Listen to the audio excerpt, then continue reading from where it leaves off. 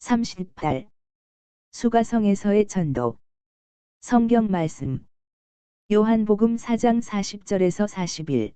사마리아인들이 예수께 와서 자기들과 함께 유하시기를 청하니 거기서 이틀을 유하심에 예수의 말씀으로 말미암아 믿는 자가 더욱 많아. PMG 말씀. 3. 공생활 둘째 해 오시카르에서 전도하시다라. 그동안 나는 이 첫 번째 고찰을 적어 놓는다. 그렇지 않으면 잊어버리니까.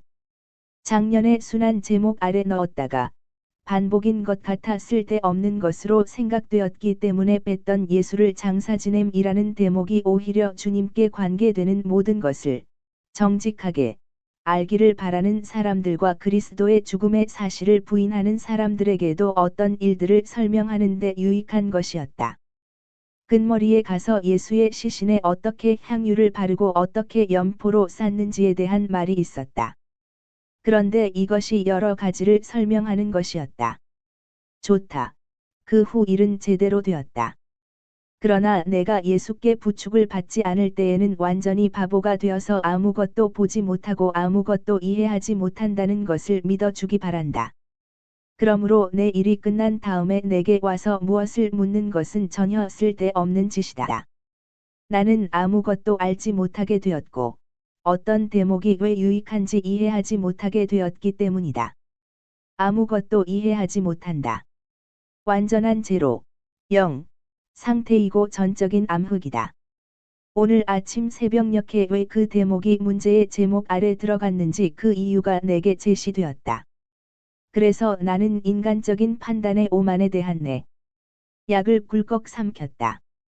이제는 끼워 넣은 종이에 가필을 하나 해서 시신이 어떻게 다루어졌는지를 설명하고 알기를 원하는 사람들과 부인하는 사람들을 위하여 유익하고 분명하라고 그것을 삽입했다.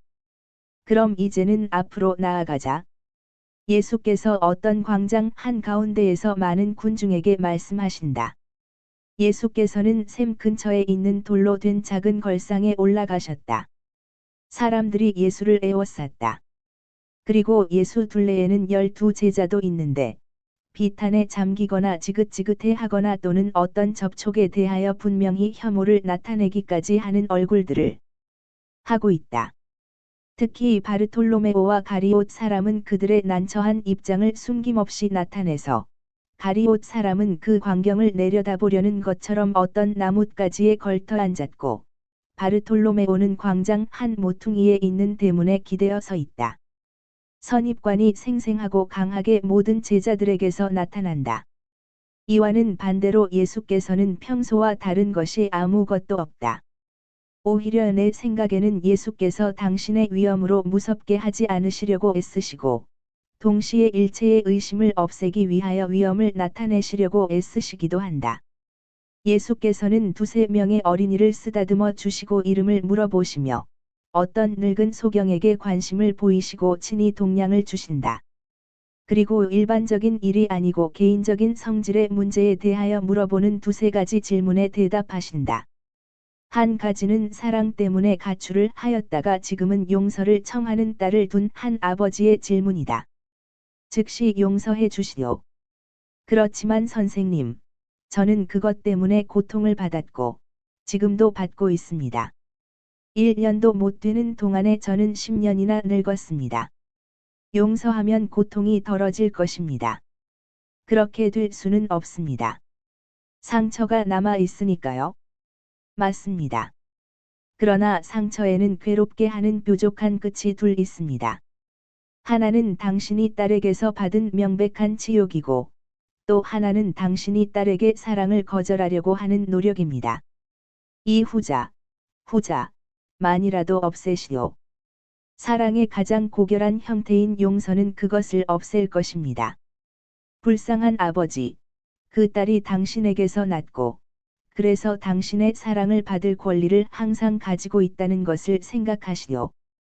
만일 그 딸이 육체의 병이 든 것을 보고 바로 당신이 치료해 주지 않으면 그 딸이 죽으리라는 것을 안다면 그냥 죽으라고 놓아두겠습니까?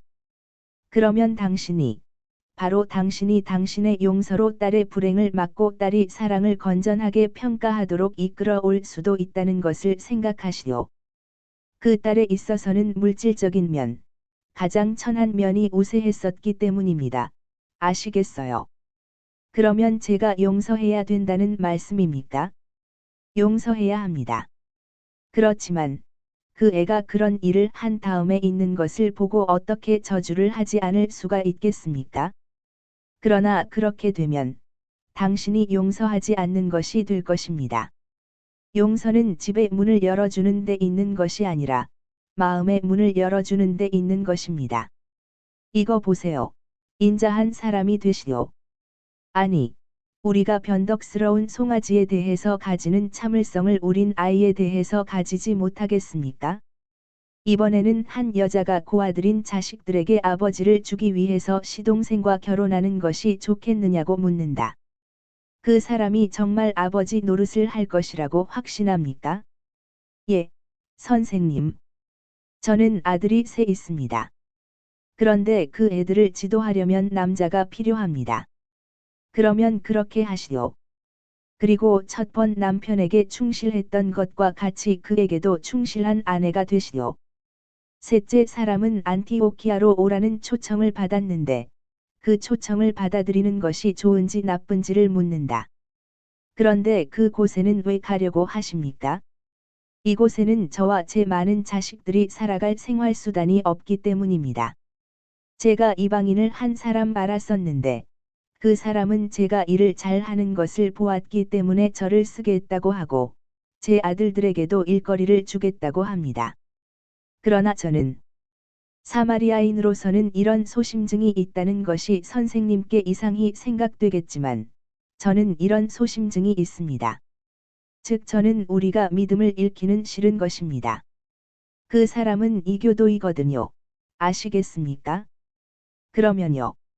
오염하기를 원치 않는 사람은 아무것도 오염시키지 못합니다. 그러니까 안티오키아로 가시오. 그리고 참 하느님께 충실하시오. 하느님께서 당신을 인도하실 것입니다. 그리고 당신은 주인에게 은인이 되기까지 할 것입니다. 그 사람이 당신의 성실을 통해서 하느님을 알게 될 것이니까요. 그런 다음 예수께서는 모든 사람에게 말씀하신다. 나는 여러분 중에서 많은 사람의 말을 들었습니다. 그리고 모든 사람에게서 은밀한 고통과 걱정을 발견했습니다. 여러분은 그것을 깨닫지 못합니다만 그것이 여러분의 마음 속에서 옳고 있습니다. 그 고통과 걱정이 여러 세기를 두고 커지는데 여러분이 말하는 이유도 사람들이 여러분에게 던지는 욕설도 그것을 없애지는 못합니다. 오히려 그것이 점점 더 단단해져서 눈이 얼음으로 변할 때처럼 무게가 나갑니다. 나는 여러분이 아니고 또 여러분을 비난하는 사람들 축에도 끼지 않습니다. 나는 정의요 지혜입니다. 그래서 여러분의 문제를 해결하기 위하여 또 에제키엘의 말을 인용하겠습니다. 에제키엘은 예언자의 자격으로 사마리아와 예루살렘에 대해 말하는데 그들이 같은 배에서 태어난 두 딸이라며 그 이름은 오홀라와 오홀리바라고 하였습니다.